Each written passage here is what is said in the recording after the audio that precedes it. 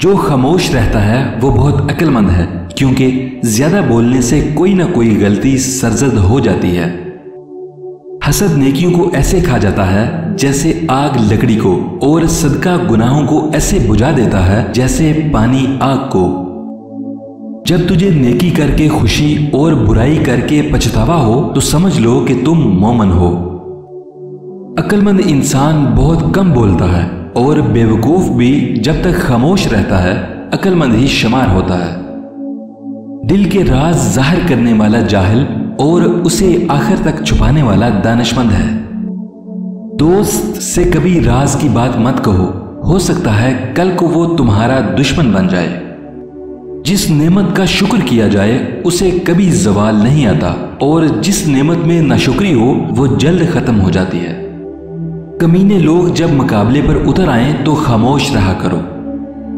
बेवकूफ से कभी दोस्ती मत करो, क्योंकि ये मुश्किल वक्त में तेरी मुश्किलों में इजाफा कर देगा। कम बोलना हिकमत, कम खाना सेहत, और कम सोना इबादत है। बदनीयत लोगों से हमेशा बचो, क्योंकि उनकी सोहबत से सिवाय परेशानी के कुछ हासिल ना होगा। जिंदगी में अगर कामयाब होना चाहते हो तो जिंदगी का एक मकसद बना लो, और फिर सारी ताकत उसके हसूल पर लगा दो।